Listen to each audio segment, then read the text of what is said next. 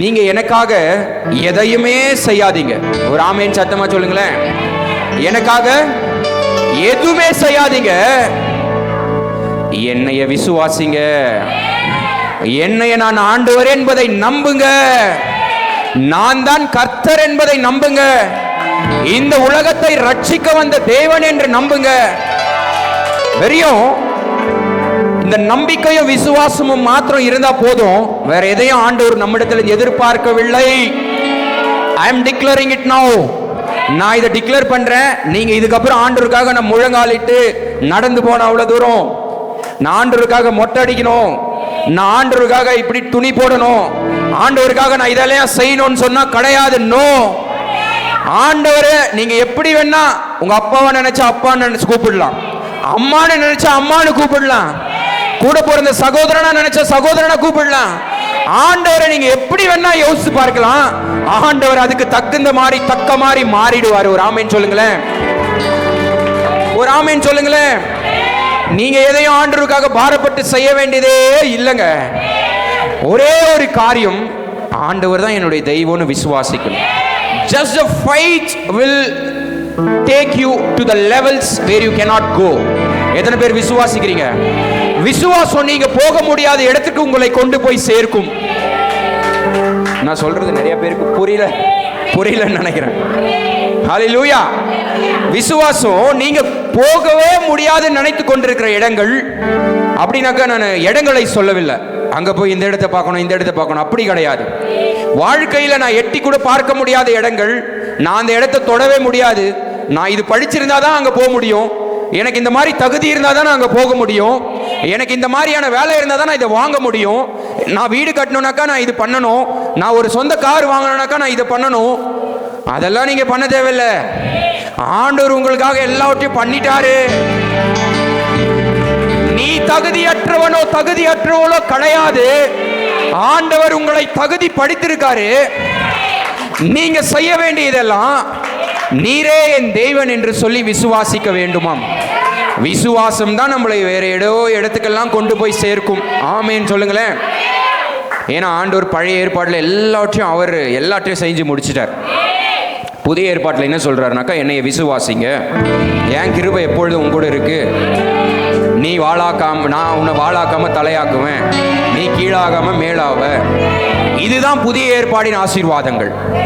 இந்த பழைய ஏற்பாட்டில் ஆண்டவர் பார்த்தீங்கன்னா எல்லாவற்றையும் அவருடைய பாடுகள், நம்முடைய பாவங்கள் எல்லாம் அவர் பரிசுத்தவானாக இருந்து அவரெல்லாம் ஏற்றுக்கொண்டு பழைய ஏற்பாடோட சாப்டர் க்ளோஸ். ஆனால் புதிய ஏற்பாட்டில் என்ன பண்ணிட்டாரு? என்னை அப்பான்னு கூப்பிடுங்கன்னு சொல்லிட்டார். ஒரு பிள்ளை அப்பாட்ட போய் கேட்டு செய்ய மாட்டேன்னு சொல்ற அப்பா எங்கேயாச்சும் உண்டா? அப்படி யாராச்சும் ஒரு அப்பா இருந்தா என்கிட்ட கூப்பிட்டு வந்து நிறுத்துங்களேன். ஒரு ஆமேன்னு சொல்லுங்களேன். எங்கேயாச்சும் ஒரு பிள்ளை ஆசையா அப்பாட்ட போயிட்டு எனக்கு இது செய்து கொடுங்க அப்பான்னு சொன்னா அப்பா என்ன சொல்லுவாரு? இப்போ முடியாது, ஆனா நான் செய்வேன் தான் சொல்லுவாரே தவிர்த்து செய்ய முடியாதுன்னு சொல்ல மாட்டார். ஒரு ஆமேன் சத்தமா. அதே போலதான் எப்போ அவர் என்னுடைய அப்பா நீங்க ஏற்றுக்கொண்டீங்களோ, அப்பா இடத்துல நீங்க கேட்கும் பொழுது கொஞ்சம் தாமதம் ஆகும், ஆனா அப்பா செய்திடுவாரு. இதை நாம விசுவாசிக்கணும். கொஞ்சம் லேட்டா தான் ஏசப்பா ஆகுது, ஆனா இன்னும் நான் உங்களை நம்புறேன், நீங்க எப்படியோ எனக்கு செய்திருவீங்க. மாம்ச ரீதியான அப்பாவே எல்லாவற்றையும் செய்யும் பொழுது, மாம்ச ரீதியான அப்பா, உலகத்தின் பிரகாரமாய் இருக்கிற அப்பாவே நமக்காக எல்லாத்தையும் செய்வார்னாக்கா, ஆவிக்குரிய தேவன் நமக்காகவே பிறந்து, எனக்காகவே பிறந்து இல்ல, உங்களுக்காகவே பிறந்து இல்ல பாஸ்டருக்காகவே பிறந்தாரு. நீங்க சொல்லுங்க, இப்ப நெஞ்ச தட்டி சொல்லுங்க, எனக்காக பிறந்தாரு, எனக்காக மரிச்சாரு, எனக்காக மறுபடியும் உயிர் தெழுந்தாரு. மாம்ச ரீதியான அப்பாவே எனக்கு எல்லாத்தையும் செய்வாருனாக்கா, ஆவிக்குரிய அப்பா எனக்கு செய்ய மாட்டாரா? அதை காட்டிலும் மேலானவைகளை எத்தனை பேர் விசுவாசிச்சு ஒரு ஆமேன்னு சொல்றீங்க? ஹல்லேலூயா. நம்பிக்கை எப்படி பிறக்கும்னு சொன்னாக்கா, வேத வசனங்களை தியானிக்கும் பொழுது நம்பிக்கை பிறக்கும். இதுல என்ன இருக்கு தெரியுமா? வசனங்கள் இருக்கு. அந்த வசனங்கள் என்னத்தை கொடுக்குது தெரியுமா? நம்முடைய வாழ்க்கையை உயிர்ப்பிக்கிறது, நம்முடைய வாழ்க்கை என்ன பண்ணுது? உயிர்ப்பிக்கிறது. நம்மளுடைய வாழ்க்கையை மீண்டுமாய் புதுப்பிக்கிறது. நீ அவ்வளவுதான் சொல்லிட்டாக்கா இந்த வசனம் இல்ல நீ என்னுடையவன், நீ என்னுடையவ, இனிதான் உன்னுடைய வாழ்க்கை ஆரம்பம், நீ என்னைய வாசி, நான் உன்னை எடுத்து போகிற இடம்லாம் ரொம்ப பெருசா இருக்கும்னு சொல்லுது. ஒரு ஆமேன்னு சொல்லுங்களேன். எங்கெல்லாம் நீங்க ரிஜெக்ஷனை சந்திச்சிங்களோ அங்கெல்லாம் success ஆகணும்னாக்கா we have to carry the Bible every day. நாம வசனங்களை தினந்தோறும் கேரி பண்ணிட்டு போகணும். நாம இதை சுமந்தா இது நம்மளை சுமக்கும். ஒரு ஆமேன் சத்தமா சொல்லுங்களேன். இதை நாம சுமந்தால் இது வந்து நம்மளை சுமக்கும், சுமந்தே தீரும். அதற்கு சாட்சியாக நிறைய பேர் இருக்காங்க கிறிஸ்துவர்களாகி. ஒரு ஆமேன் சொல்லுங்களேன். ஆமா, பைபிள் நிறைய பேர் பார்த்தீங்கன்னாக்கா, நான் இன்னும் செய்திக்குள்ளார போகலை. செய்திக்குள்ள நான் இன்னும் ஒரு 5 நிமிஷம் விட்டு போறேன். நான் இது உங்களை நான் ஒரு கொஞ்சம் ஆண்டுக்குள்ளா இன்னும் உள்ள கொண்டு வரதுக்காக இதெல்லாம் நான் சொல்லி கொண்டிருக்கிறேன். இது நிறைய பேருக்கு பார்த்தீங்கன்னா ரொம்ப புதுசாக இருக்கும்.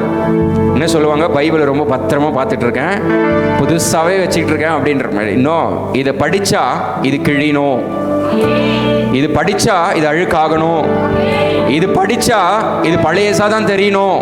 புதுசாகவே இருந்ததுன்னா அது நீங்கள் படிக்கலைன்றதுக்கு அர்த்தம். நீங்கள் சொல்ல நான் பைபிளை ரொம்ப சுத்தமாக வச்சுட்டு இருக்கேன் பிரதர்ன்னு சொல்லி, ஆனால் பைபிள் ரொம்ப சுத்தமாக இருந்தால் நீங்கள் படிக்கலைன்றது அர்த்தம், பாதுகாத்து கொண்டு இருக்கிறீர்கள். ஒரு ஆமீன் சொல்லுங்களேன். இதை பத்திரப்படுத்தி பாதுகாப்பது நம்முடைய வேலை அல்ல, இதை நம்ம வாசிக்கும் பொழுதுதான் இது நம்மளை பத்திரப்படுத்தி பாதுகாக்கும். ஒரு ஆமீன் சொல்லுங்களேன். அதனால் தினந்தோறும் பைபிள் வாசிப்பது என்பது உணவை எப்படி நம்ம 3 வேளை சாப்பிட்றோமோ அதே போல் பைபிளை நம்ம வாசிச்சிடணும். ஒரு ஆமீன் சொல்லுங்களேன். அட்லீஸ்ட் ஒரு 2 வசனம் 2 அதிகாரம் 3 அதிகாரம் ஆச்சு வாசிச்சிடணும். நான் பார்த்தேன், ஈஸ்டர் அன்னைக்கு நைட்டு ஸ்டேட்டஸ் போட்டிருந்தாங்க, பாஸ்ட் இந்த வசனம் இன்னைக்கெல்லாம் வாசித்து தூங்கு. எத்தனை பேர் வாசித்து தூங்குனீங்க? நான் வாசித்தேன். ஒரு ஆமீன் சொல்லுங்களேன். ஒரு ஆமீன் சத்தமா. எந்தெந்த வசனம் சொன்னார் பாஸ்ட் சொல்லுங்களேன். சங்கீதம் 37, அப்புறம் 4 அதிகாரம் இருந்தது. நான் சொல்லிடுவேன், ஆனால் நீங்கள் சொல்லுங்க பார்க்கலாம் எத்தனை பேர் வாசிச்சிங்கன்னு. Okay, very good. 27, 91 நான் வாசித்தேன், அதனால சொல்கிறேன். ஒரு ஆமீன் சத்தமாக சொல்லுங்களேன். ஸோ இதையே நம்ம கேரி பண்ண போனால் இது நம்மளை கேரி பண்ணும், இது நம்மை சுமக்கும், இது நம்மை தப்பு வைக்கும், இது நம்மை விடுதலையாக்கும், இது நமக்கு சுகத்தை தரும், இது நமக்கு பலத்தை தரும், இது எல்லாவற்றையும் பார்த்து கொள்ளும். ஒரு ஆமீன் சொல்லுங்களேன். ஒரு ஆமீன் சத்தமாக சொல்லுங்களேன்.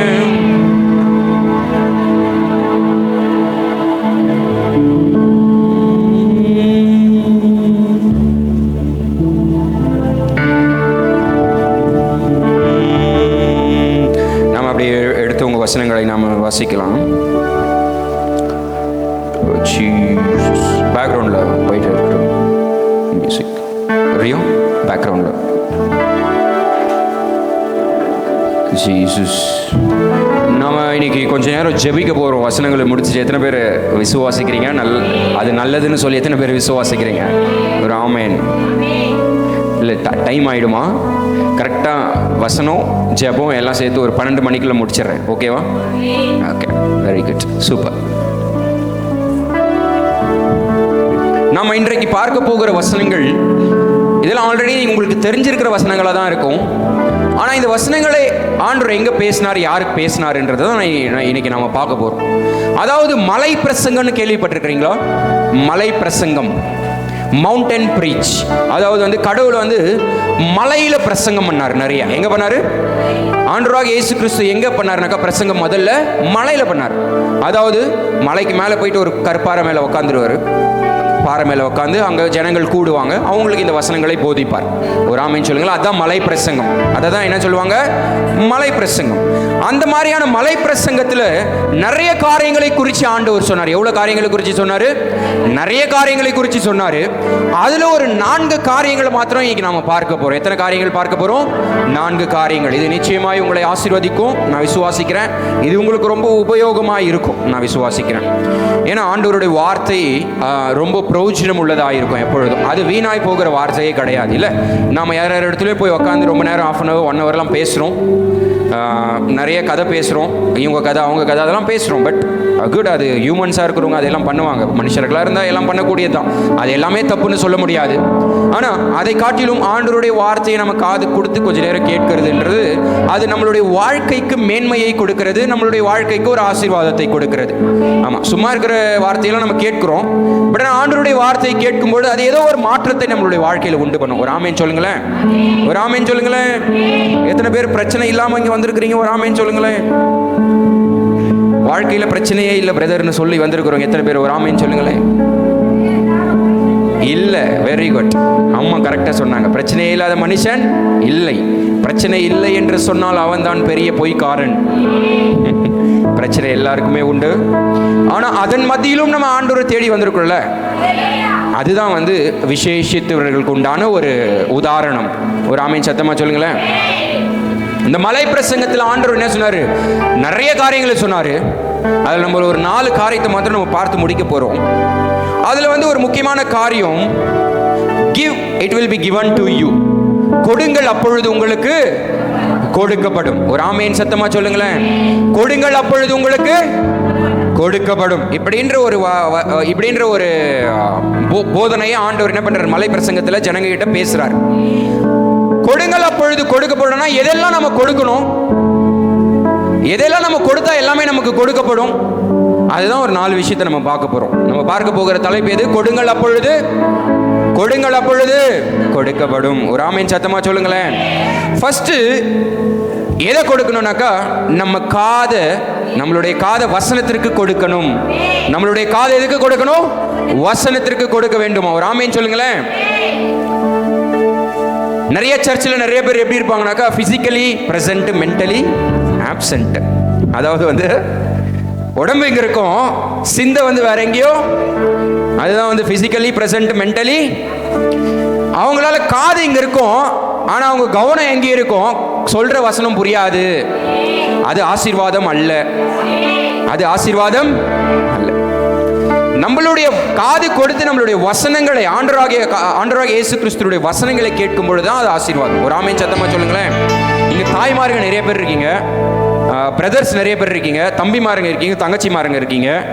நீங்க இங்க வந்திருக்கீங்க, ஆண்டவர் ஆராதிக்க வந்திருக்கீங்க, அவருடைய வார்த்தையை கேட்க வந்திருக்கிறீங்க, ஜெபம் செய்ய வந்திருக்கிறீங்க, பயபக்தியா வந்திருக்கிறீங்க. Very good. ஆனா நான் சொல்றேன், இப்போ என்னுடைய பர்சனல் எக்ஸ்பீரியன்ஸ்ல இருந்து இந்த சிஸ்டர் வந்திருக்கிறாங்க, ஆனால் சிஸ்டரோட ஃபேமிலியில் யாரும் வரல. இந்த சிஸ்டர் வந்ததுனால இந்த சிஸ்டரின் ஜெபங்கள் இந்த ஃபேமிலியை பாதுகாக்குது. அந்த பிரதர் வந்திருக்கிறாரு, அந்த பிரதர் வந்ததுனால அந்த பிரதரோட குடும்பம் வரலைங்க. ஆனால் அவருடைய குடும்பம் வரலன்றதுக்காக அந்த குடும்பம் காப்பாற்றப்பட போறதில்லைன்னு இல்லை. அவர் வந்திருக்கிற நிமித்தம், அவருடைய ஜெபத்தின் நிமித்தம் அந்த குடும்பம் காப்பாற்றப்படுகிறது. இந்த பிள்ளை வந்திருக்குது, இந்த பிள்ளையின் குடும்பம் காப்பாற்றப்படும். ஃபேமிலியிலேருந்து ஒருத்தர் வந்திருந்தா கூட அந்த ஃபேமிலியில இருக்கிறவங்களுக்கு எல்லாருக்கும் பாதுகாப்பை ஆண்டவர் தருகிறார். ஒரு ஆமீன் சத்தமா சொல்லுங்களேன். ஏன்னா வேலைக்கு போவாங்க, படிக்கிறதுக்கு போவாங்க, எல்லாம் அவங்கவுங்க வேலைங்களுக்கு போவாங்க. ஆனால் அந்த குடும்பத்திலிருந்து குடும்பத்திற்காக ஜெபிக்கிற ஒரு பிள்ளைய ஆண்டவர் அந்த குடும்பத்திலேருந்து எழுப்பி இருக்கிறதுனால அந்த குடும்பம் ஆசீர்வதிக்கப்படும். ஏதோ ஒரு ஆபத்து, ஏதோ ஒரு விபத்து இன்னைக்கு எங்கேயோ நடக்க போகுதுனாக்கா அதிலிருந்து ஆண்டவர் அழகாக காப்பாற்றிடுவார். ஏன்னா அவங்களுக்காக நீங்க இங்க ஆண்டவருடைய யுத்தம் செய்து கொண்டிருக்கிறீர்கள், அவங்களுக்காக நீங்க ஜெபம் செய்றீங்க. அந்த ஜெபம் கேட்கப்படுகிறது. அவர்களுக்கு வர வேண்டிய எல்லா ஆபத்து விபத்துகளிலிருந்து ஆண்டவர் நீங்கள் ஆக்கி ரட்சிக்கிறார். ஒரு ஆமீன் சத்தமா சொல்லுங்களேன். ஒரு ஆமீன் சத்தமா சொல்லுங்களேன். ஏதோ நான் எதுக்காக இதை சொல்ல வந்தேனாக்கா, ஏதோ சாதாரணமாக வந்து ஜெபிச்சுட்டு போறது அல்ல. இங்க வந்தா ஏதோ நடக்கும். ஒரு ஆமீன் சொல்லுங்களேன். காது கொடுத்து வசனத்தை கேட்டா ஒரு அற்புதம் நடக்கும். இன்னைக்கு நடக்குதோ, நாளைக்கு நடக்குதோ, நாளைக்கு நடக்குதோ தெரியாது, ஆனா நடக்கும். ஒரு ஆமீன் சொல்லிடுங்களேன். ஒரு வருஷம் கழிச்சு நடந்தாலும் அது நடக்கும். அன்றைக்கு நீங்க கண்ணாடி முன்னாடி போய் நின்று பார்ப்பீங்க, என்ன இது, நான் இப்படி மாறிட்டேனே, நான் எப்படியோ இருந்திருக்க வேண்டிய ஆளு, என்னை இப்படி யார் இப்படி மாத்துறது, நீங்களே கண்ணாடி முன்னாடி போய் நீங்களே பேசிப்பீங்க. நானா இப்படி மாறிட்டேன், எப்படி மாறினேன்? நீங்க மாறலங்க, அவர் மாத்தினாரு. ஒரு ஆமீன் சொல்லுங்களேன். அவர் மாத்தினாரு. ஒரு ஆமீன் சத்தமா. தலைப்பு என்ன சொன்ன? கொடுங்கள் அப்பொழுது கொடுக்கப்படும். ஒரு 4 விஷயத்தை மாத்திரம் நம்ம பார்க்க போறோம். எடுத்தவங்க வாசிங்க. சங்கீதம் 34:11.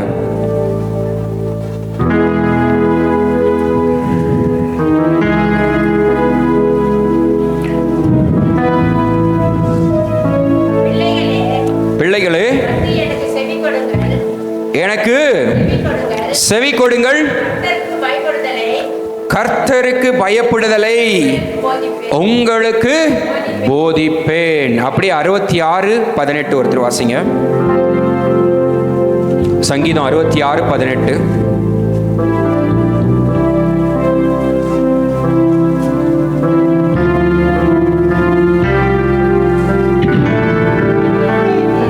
என் இருதயத்தில் அக்கிரம சிந்தை கொண்டிருந்ததினால்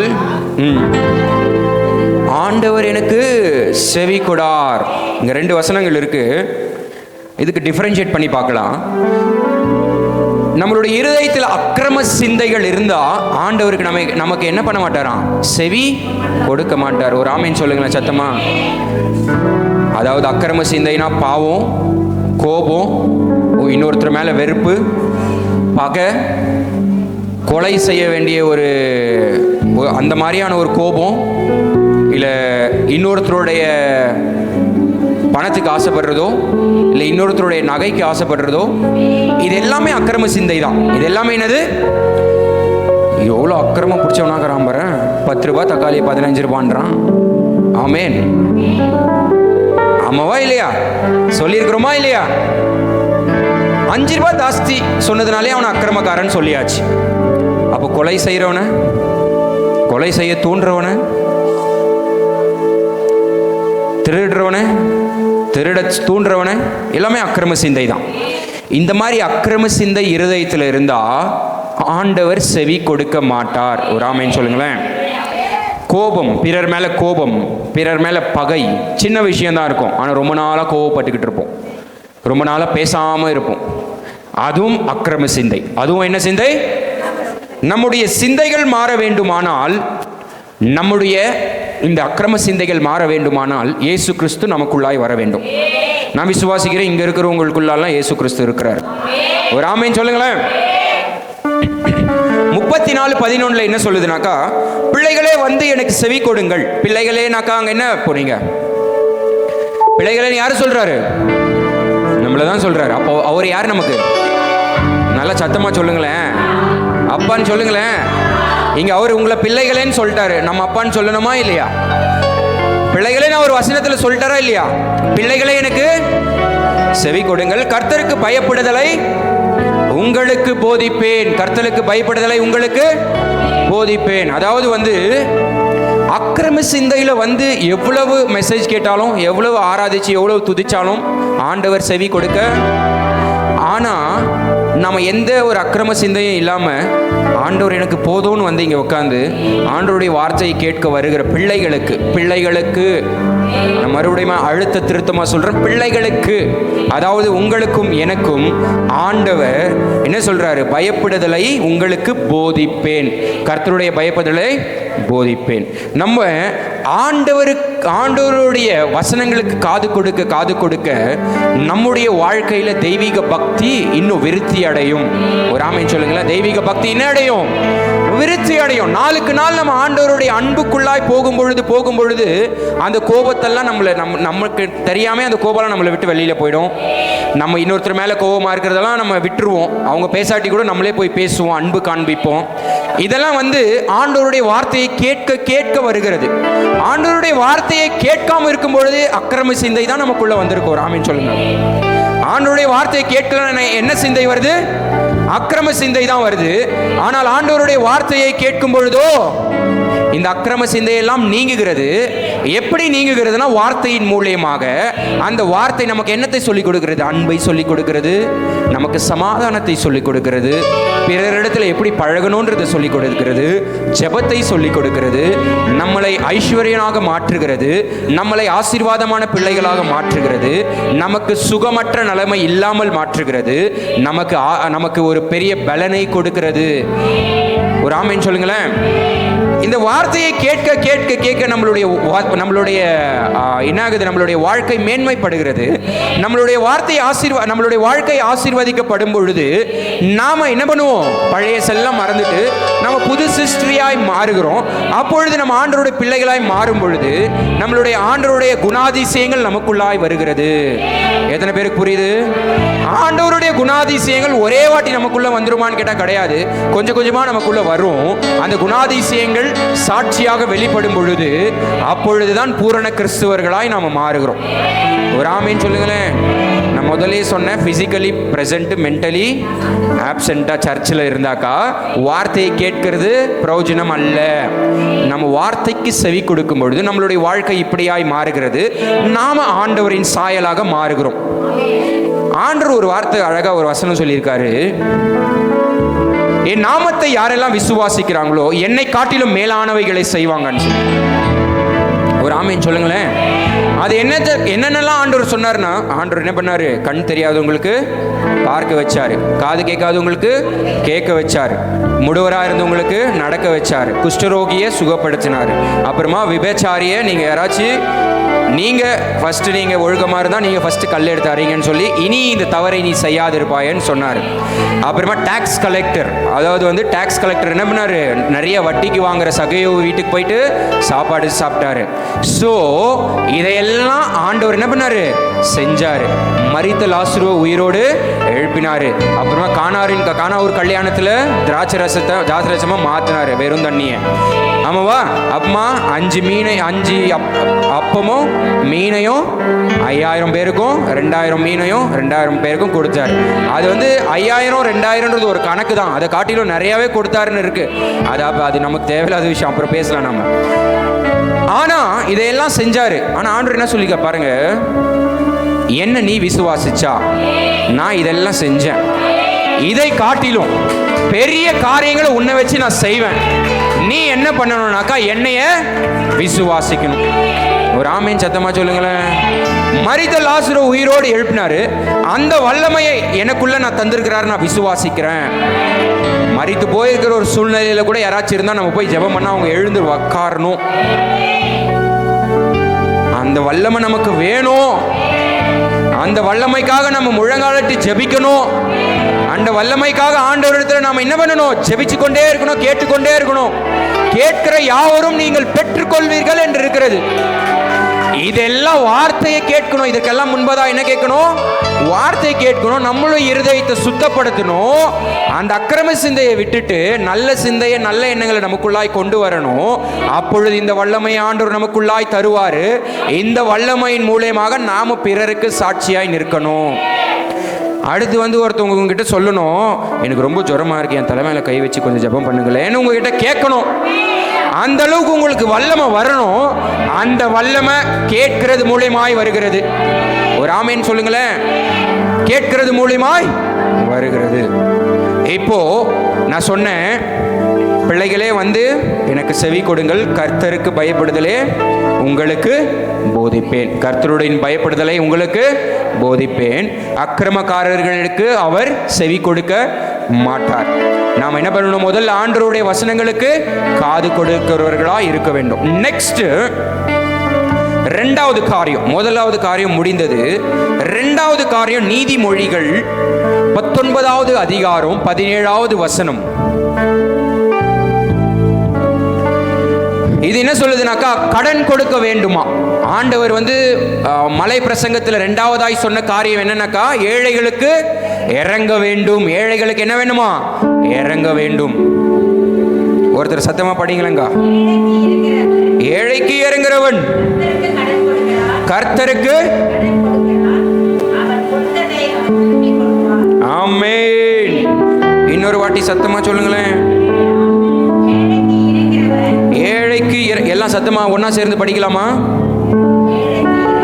ஏழைக்கு இறங்குகிறவன் கர்த்தருக்கு கடன் கொடுக்கிறான், அவன் கொடுத்ததை அவன் திரும்ப கொடுப்பார். எப்படி கொடுப்பாரு?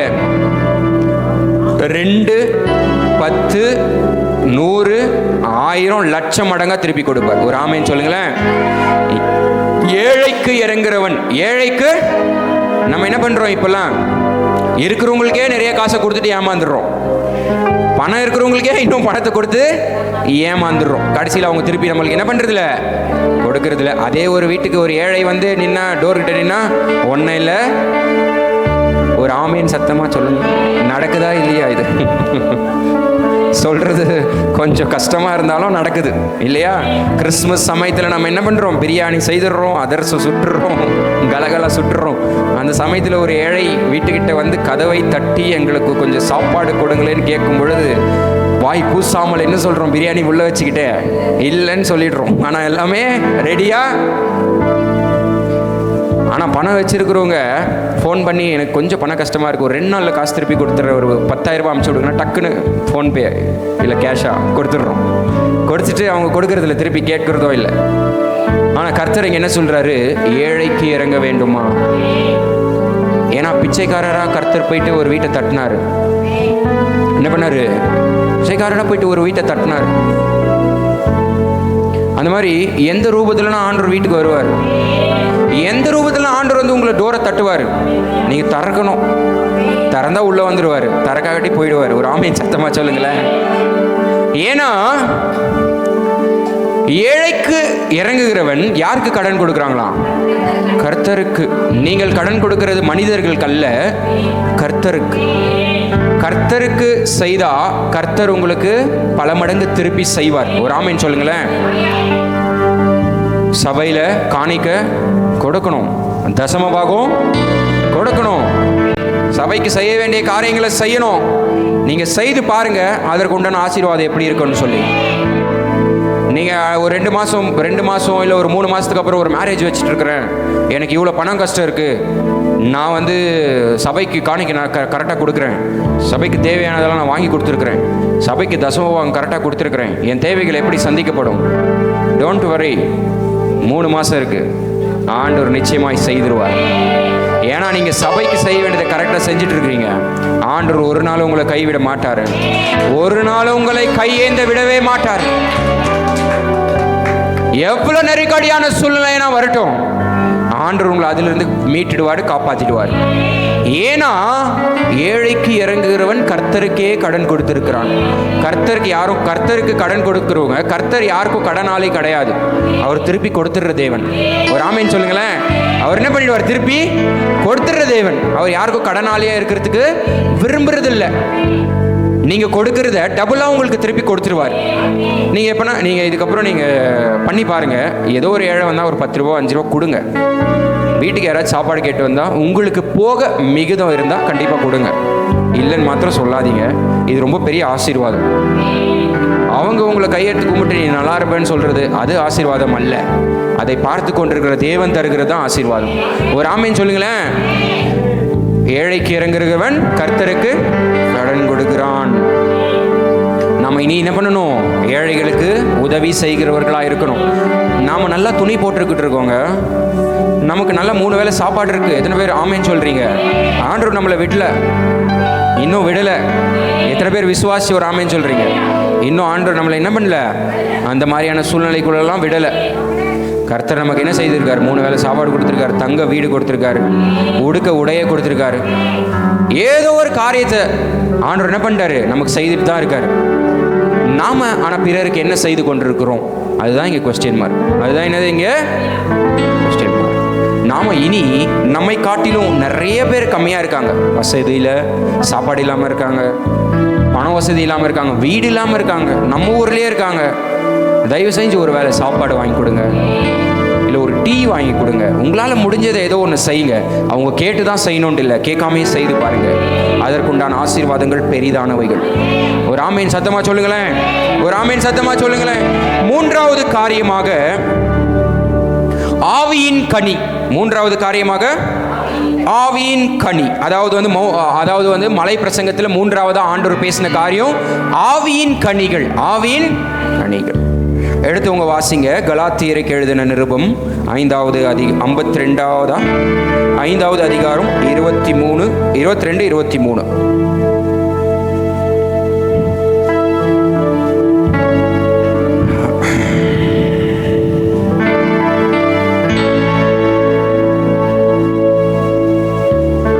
கலாத்தியருக்கு எழுதின நிருபம், Galatians chapter 5 verses 22-23.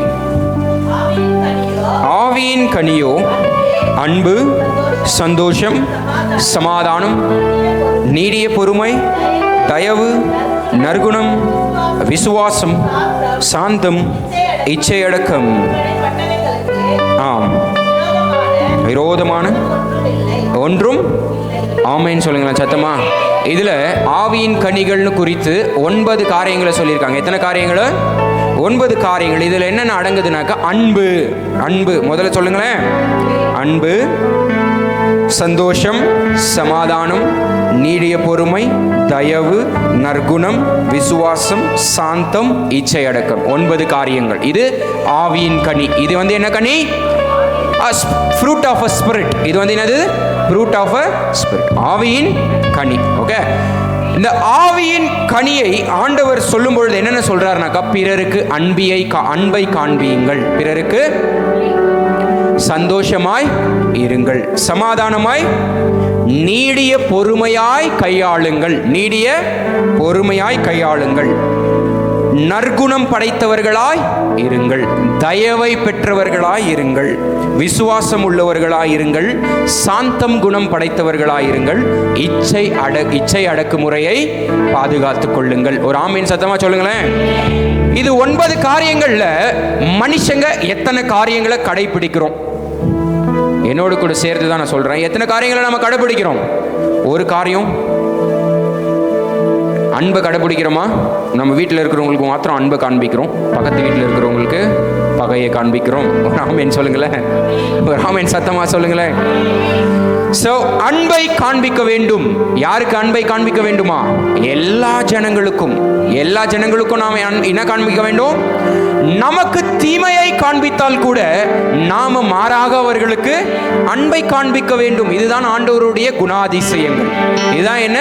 ஆண்டவருடைய குணாதிசயங்கள். ஏன்னா அன்பு ஒருவரை மாற்றும், ஒருவருடைய வாழ்க்கையே மாற்றும்.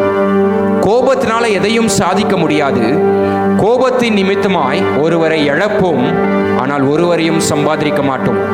ஆனால் அன்பு மூலியமாய் ஒருவரையும் இழக்க மாட்டோம், நிறைய பேரை சம்பாதிப்போம். ஒரு ஆமேன் சொல்லுங்களேன், ஒரு ஆமேன் சத்தமா சொல்லுங்களேன்.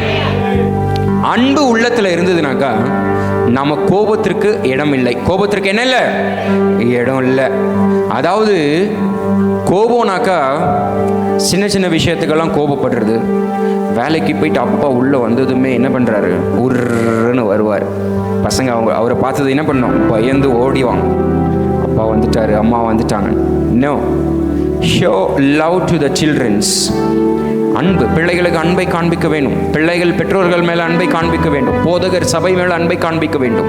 விசுவாசிகள் சபை மீது அன்பை காண்பிக்க வேண்டும். எங்கெல்லாம் அன்பு இருக்கோ அங்கெல்லாம் ஜனம் அதிகமாக இருப்பாங்க. எங்கெல்லாம் கோபமோ வெறுப்போ இருக்கோ அங்கே ஜனம் இருக்க மாட்டாங்க. This is truth, bitter truth. கசப்பான உண்மை இதுதான். ஒரு ஆமேன் சத்தமா சொல்லுங்களேன். அன்பு எங்க இருக்கோ அங்கு ஜனங்க கண்டிப்பா இருப்பாங்க. எங்க கோபம் இருக்கோ நிறைய ஜனங்க இருந்தா கூட கொஞ்சம் கொஞ்சமா கம்மியாயிடுவாங்க. ஒரு ஆமேன் சொல்லுங்களேன். நான் விசுவாசிக்கிறேன் இந்த சபையில அன்பு நிறைய இருக்கு. அதான் நிறைய பேர் இருக்கீங்க. உங்க போதகருடைய அன்பு ரொம்ப பெருசா இருக்கு. அதனால தான் நிறைய விசுவாசிங்க இருக்கீங்க. நீங்க எல்லாம் பிளஸ்டு. ஒரு ஆமேன் சொல்லுங்களேன். ஏன்னா சபையில போனாங்கனாக்கா நிறைய போதகர் என்ன பண்றாங்க? கடினமா பேசுறாங்க, திட்டுறாங்க. போன வாரம் வரல, ஏன் வரல, எதுக்கு வரல. ஆனா அன்பை காண்பிக்கிற சபையாக இருந்தால் நம்ம வரா கட்டி கூட நமக்காக ஜெபிக்கிறவர்களாக இருக்க வேண்டும். ஒரு ஆமேன் சொல்லுங்களேன். அதுதான் அன்பை காண்பிக்கிற ஒரு சபை. நாம வரும்பொழுது நம்மகிட்ட அன்பா பேசிட்டு நம்ம வராத பொழுது நம்மை மறந்து விட்டால் அது அன்பு காண்பிக்கிற சபை அல்ல. ஒரு ஆமேன் சத்தமா சொல்லுங்களேன். நான் ரொம்ப ஃப்ராங்கா பேசின்னு இருக்கிறேன், யாரும் கோச்சிக்காதீங்க.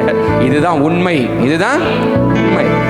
நாம இருக்கும் பொழுது நம்மை நினைப்பதை காட்டிலும் நம்ம இல்லாத பொழுது நம்மை நினைக்கிறது தான் உண்மையான அன்பு. ஒரு ஆமேன் சத்தமா சொல்லுங்களேன். நாம இருக்கும் பொழுது நம்ம முன்னாடி praise the Lord brother, praise the Lord sister நல்லா கட்டியெல்லாம் பிடிச்சிக்கிட்டு, உங்க ட்ரெஸ் நல்லா இருக்கு பிரதர், உங்க ட்ரெஸ் நல்லா இருக்கு சிஸ்டர், எங்க வாங்கினீங்க, நானும் ஒன்று வாங்கணும் அப்படின்னு சொல்லிட்டு இதுக்கு வாழ்வை பாத்தியா அப்படின்றது அன்பு கிடையாது. இது அன்பு கிடையாது. இது கோபத்தின் உச்சக்கட்டம், இது பகையின் உச்சக்கட்டம்.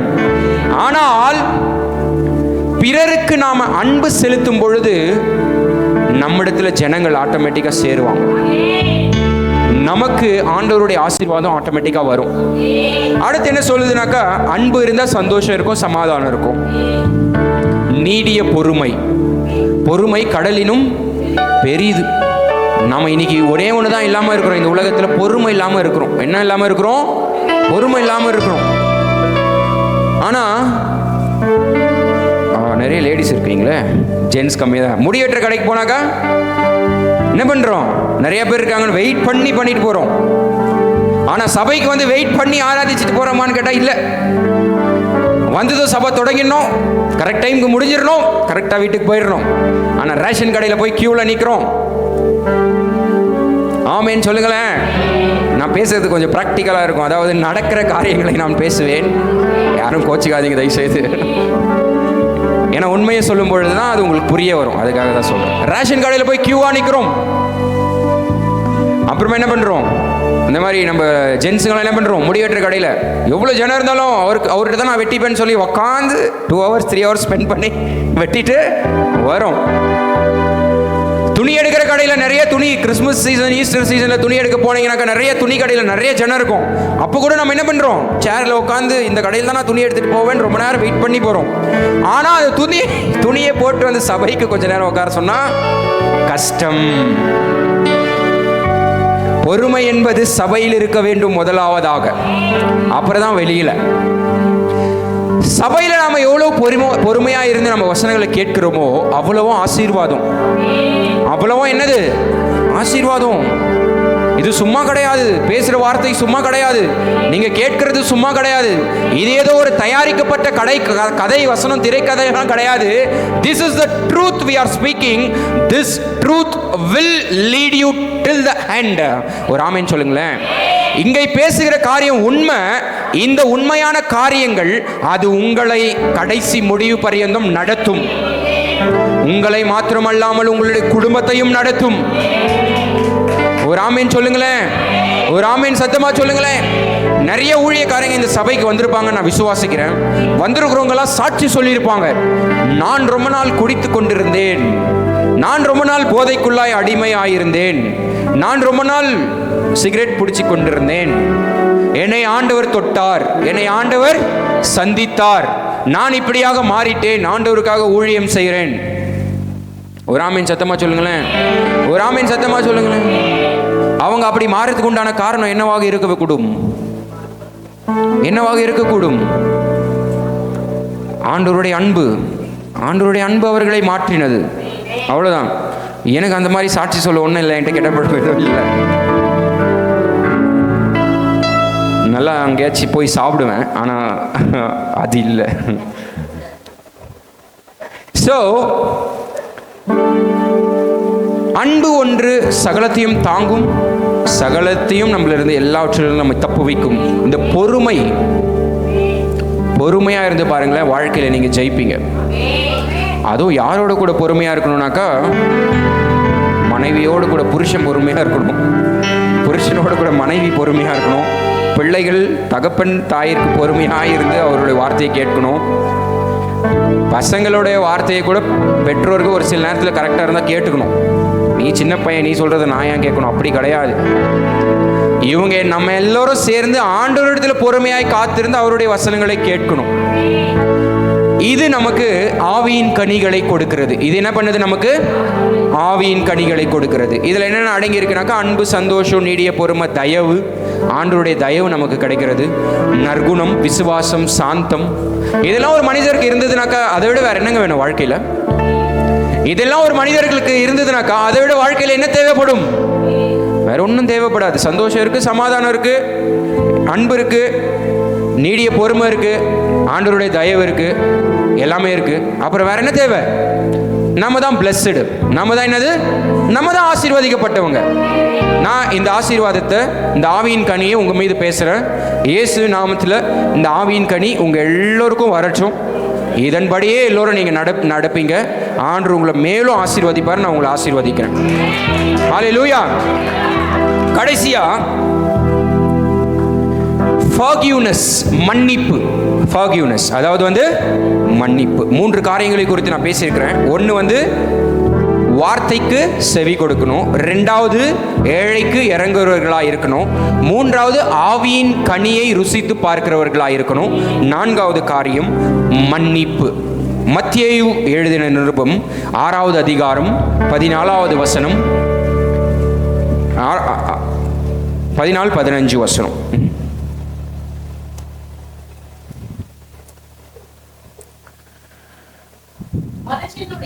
மனுஷருடைய தப்பிதங்களை மன்னியாதிருந்தால் உங்கள் பிதா உங்கள் தப்பிதங்களை மன்னியாதிருப்பார். ஆமேன் சொல்லுங்களேன். ஒரு ஆமேன் சத்தமா சொல்லுங்களேன். என்ன சொல்லுது இந்த வசனம்? மனுஷருடைய தப்பிதங்களை நீங்கள் அவர்களுக்கு மன்னியாதிருந்தால் உங்கள் பிதா உங்கள் தப்பிதங்களை மன்னியாதிருப்பார். நாம பிறருடைய தப்பை என்ன பண்ணணும்? மன்னிக்க வேண்டும். மன்னிக்கிற குணம் அடைந்தவர்களாய் நாம இருக்க வேண்டும். இதெல்லாம் ஆண்டவர் எங்க பேசுறாரு? மலை பிரசங்கத்தில் பேசுறாரு. எங்க பேசுறாரு? மலை பிரசங்கத்தில் ஜனங்களுக்கு பேசுறாரு.